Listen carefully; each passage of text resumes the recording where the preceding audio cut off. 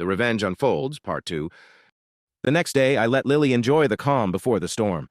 She had no idea I knew what was going on, and I was determined to keep it that way, for now. I pretended everything was fine, acting like the oblivious boyfriend while I quietly laid the groundwork for my revenge. I told her I had a work trip planned for the weekend. She didn't seem all that thrilled, but I didn't care. She was already distracted by her plans with Chris.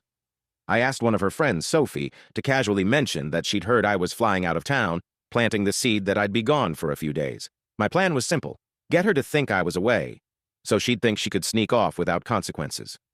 The night before my trip, I packed a suitcase and told Lily I'd be working late. I made everything look believable. I had no intention of leaving, though. Instead, I drove straight to a bar where I knew Chris would be. I parked down the street out of sight and waited. About 45 minutes later, Lily and Chris walked into the bar together, hand in hand. It stung, but I wasn't going to let my emotions get in the way. I snapped a few photos from where I sat, watching them flirt and touch like a couple, oblivious to the storm coming their way. I waited until they were about to leave, then texted Lily, "I know everything. Have fun with Chris."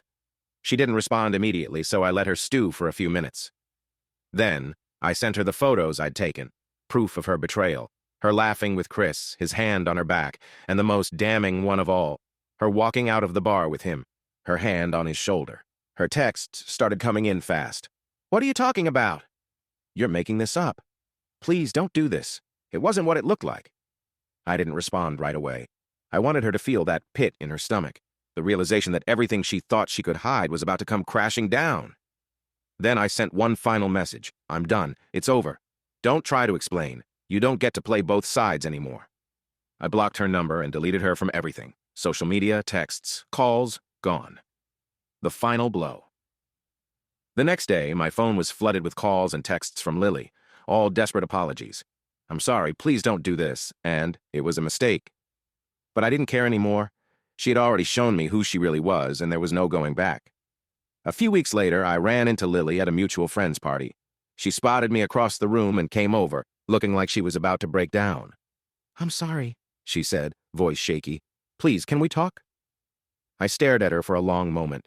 The person I once loved was gone, replaced by someone who had betrayed me.